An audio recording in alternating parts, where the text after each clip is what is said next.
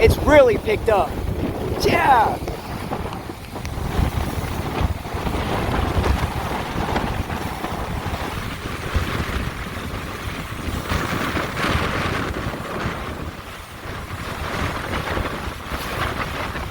It's really picked up. Damn.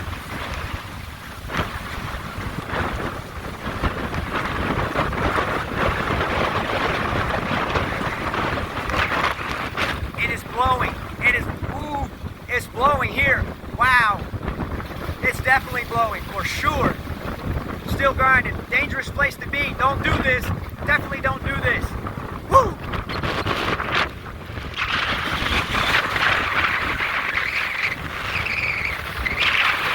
Oh man, I gotta go. I gotta go. That was rough. I felt the pier move. All right, so as this day kind of moves forward, I'm going to start just taking a few videos here and there, but I just saw the first storm-related damage, and that is 3 houses down, their dock just went into the water. So you probably can't see it, but let me zoom in. Look at the dock, not the first one, not the second one, but the third one.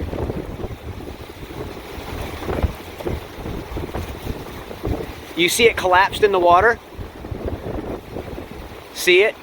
So you see right here where there's a really nice fish cutting stand, and then you have a boat lift, and then you have kind of a walkway that goes out to where the boat usually stays. And look past that, just past that, and you see a dock. Oh my gosh.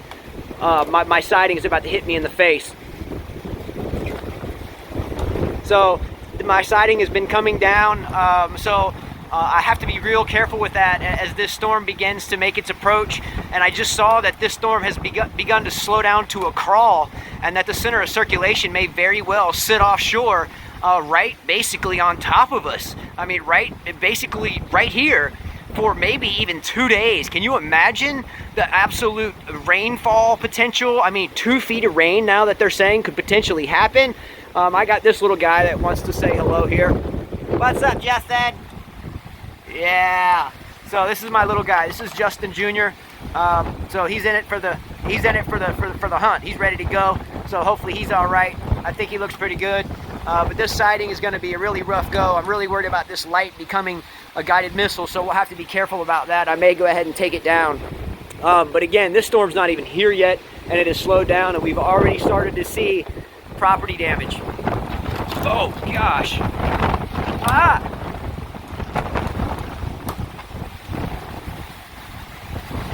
Holy cow. Wow. All right. Anyway, I gotta be real careful about that. But anyway, I'll keep them coming. Wind started to pick up a little bit. I don't want to use up a bunch of time to show you something I've showed you 37,000 times, but it's definitely picked up a little bit right here on this one tree, for sure. I wish I had a football helmet or like a baseball helmet for this. If anyone's on Dauphin Island still and hasn't left, and you got like a baseball helmet or a bike or a bicycle helmet or some type of helmet I can use, I'll come get it. So if you see this and you got a helmet, let me know. I need it because I just don't have a helmet of any type. All right, so we are really close to having some of these outer feeder bands roll in here to Dauphin Island. I've been kind of just chilling for about the last, hour or so, and kind of just putting together kind of some bits and pieces until the weather starts rolling in. So by the look of this radar, it's not too far off. So let me pull up my pen real quick. Again, this kind of front right here, it's moving relatively quickly. So I'm prepared to get out in it. Let's go and let's get ready. It looks like it's here. So here's a quick look at the first edge of real good feeder bands that I've seen so far. So I just showed you the Doppler radar, and it was really close, and there it is. So I'm gonna get set, get my jacket on, and hope that this brings us some good downpours, and we'll see what happens here. I sure hope this holds up, because if that doesn't hold up, I already had this blow off already. If that doesn't hold, oh shoot, oh man. If that doesn't hold up, this is sheetrock behind here. So my house is gonna get, it's still pretty firm, but if that doesn't hold up, then it's gonna be a really long night, because I'm gonna have to funnel out water out of buckets. So you can see what I'm talking about. So we're gonna keep an eye on that for sure. That's why I asked about the helmet, because if I'm out here at night and one of these thing flies off and you know, pelts me in the head. You know, I'm talking stitches in an emergency room visit. I definitely don't want that to happen. But I still have relatively partly cloudy skies to my due north. Off to my, that's kind of my east-northeast. And this is my due east. So that's where that line of storms is, and it's approaching quickly. Alright, so I went ahead and came downstairs to get ready to set up for this first band, first feeder band to move on in. You can look up at the sky and you can kind of see that the darker cloud tops are here. I just saw in the latest forecast that the winds are now at 100 miles per hour and it's a Category 2, right? Am I right or wrong? Let me know in comments. I think it's now a Category 2 hurricane. So it is here. So I'm going to have Carla flip the phone around and show you where I'm going to set up tonight as long as I'm able to. So come around this way.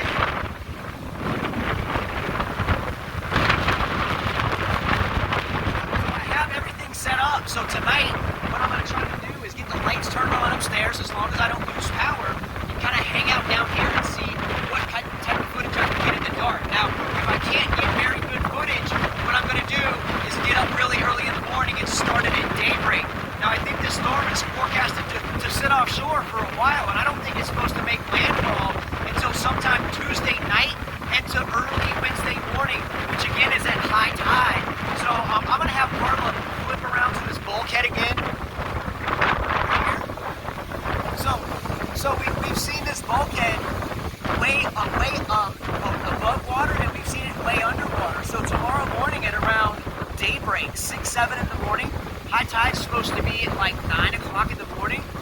My forecast is, and you can tell me if I'm right or wrong, my forecast for tomorrow morning is that I have water up to my knees right here. All right, so that's my forecast for the morning. So anyway, let's see what happens with this first line of showers, and we'll go from there. And that's how I'm going to set up, and we'll see how this evening goes. All right, so if you want to take a quick look, that's great. If not, then we're good to go. Yeah. So we pulled up the crab trap, and lo and behold, we have a flounder in there. Let's let the flounder go. Do you guys see the flounder in my crab trap? So we're gonna let this guy go. Flounder's a really good eating fish, but let's save this guy and let him go free. Let's put him right on the well, he might flop out, but let's take a look at the flounder. Steve Clevenger will like the flounder. Let's let him go though. Oh, get him on next week. Oh, see the flounder? Pretty camouflage, right? Good job, Carla. Bye-bye. Great job, Carla. So if you look all the way up on my roof, you can start to see shingles kind of fray away. And this is why I need a helmet. So again, if there's anyone here on the island that isn't too far, I'll come get the helmet. But those type of shingles up there are not light and they can be deadly. So I need to be real careful with these shingles over the night. The wind is blowing east, so I'm assuming or hoping, if I don't have a helmet, that those type of shingles will fly off in the other direction. But if they come down on someone's head, that's what can cause fatalities, serious injuries. So those are the type things that turn into projectiles and guided missiles. Now, if you go down to the first floor, you can see where my siding has already started to come off. You can see it kind of flapping in the wind there. And again, it's not even that bad yet. So I'll be watching all this type of stuff throughout the night. And as water begins to push onshore in terms of rainfall, the east wind kind of bows our windows in and causes rainfall to actually leak inside the house. So we'll definitely be having buckets on standby and making sure that we don't get a lot of water intrusion into the house. So you can kind of see the siding there. So I'm watching that, and definitely the shingles, especially at night when I'm out here. All right, so I went ahead and came back out to the Gulf of Mexico. So this is due south. It is low tide, remember that. And low tide, to still have water coming up under people's porches and almost on my feet, I'm used to that. It's no big deal. I've got my weather shoes on, I guess you could call that. But I wanted to give a quick shout out to Bart Schaefer, one of my longtime friends, trained me in the car business, heck of a good service manager. Giving him a shout out because I was just chatting with him, so I know he's in Gulf Shores, kind of hunkering down on his own. That is my west. That's towards Mississippi, where my really good best friend in the world, Mike Etter, is in the Mississippi area. Due south, and look this way. This is my east, where this storm is moving in from. So So does it look like it's that bad in terms of storm surge now? Maybe not to anyone that's not from here, but generally when it's low tide and there's no storm around, there is a whole lot of beach out there. So again, tomorrow morning, this is gonna change a whole lot. I'm gonna zoom in on some of this surf. Again, if I was still a young buck and wasn't injured now, I would be out there, but these waves are triple overhead. They are huge. Hold on.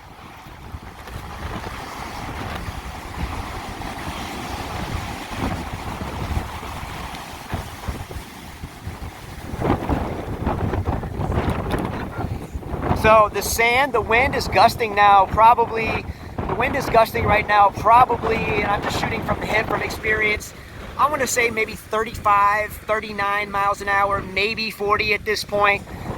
So you can feel it, because when the sand hits you blowing off these dunes, it kind of whips you in the neck. And it kind of feels like, you know, your car is getting a paint job and they're blasting the sand off of it. So it kind of feels like that. But look at those waves crashing out there. It's really closed out. So if you were surfing that, you would eat it, like gnarly eat it. It would be just wipeouts left and right. And they're breaking way out there too. But check it out. Look at the ominous cloud tops rolling in. So the storm is still offshore. The thick of it is just sitting out there, just at a slow crawl, just rotating offshore right now. So this is a really interesting setup. This storm could literally sit offshore until sometime Tuesday afternoon, Tuesday evening. So this is a really kind of a characteristic storm. I mean, the last storm I remember sitting here for this long was Hurricane Danny, which wasn't nearly as powerful. So this is going to be one to watch. I'm going to zoom in out there on some of these breakers because they are huge. Ow, that sand is pelting me in the face. I don't know if you can see this set rolling out there, but it is absolutely, I mean, way out there off the second sandbar. I know these waters well, surfed in them my entire life. And there's a couple sets of sandbars. There's a first bar, then it drops, and there's a second bar, then it drops. But they are breaking way out there, like beyond the second bar. Really interesting sight here.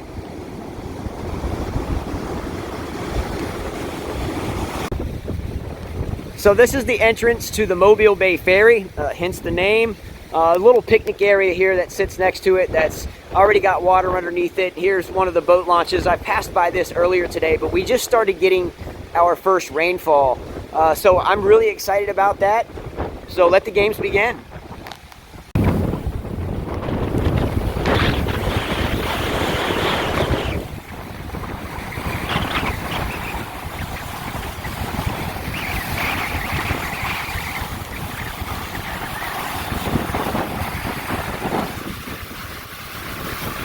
This is usually a flat bay. Look at these breakers, 2-3 footers in the bay. Wow. Jeez. This bay is angry. Check out the cloud tops. See the cloud tops? It's just sitting there. You can see the rotation, but you don't see the northerly push yet. You see it moving kind of to the west northwest, and very slowly. I can't wait. I'm getting excited. Let's go. Come on. Woo! Ric Flair! It is definitely picking up. It is absolutely crashing right now. Wow. And it's low tide. Check it out. And it's not even here yet. Completely amazing. I don't know if you can hear me, but it's absolutely ripping now. Let's go. Come on. Can't wait for this night. Let's go. So once again, we have the news truck, but with much love to those guys. But this weather right now is absolutely started to pick up. I mean, I have wind just absolutely cramming in my face. Straight out of the east, I'm facing Gulf Shore, straight to my east. That's a natural gas platform to my due east out there. So that's actually one of the deepest drilling platforms. I don't know if it's in the U.S. Or in the world, but it's a very deep natural gas drilling platform. But this wind is absolutely crashing. It's just ripping right now.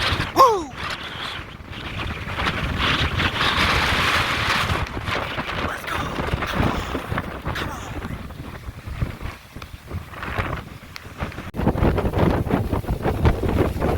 You can definitely see the winds picked up for sure. Check it out.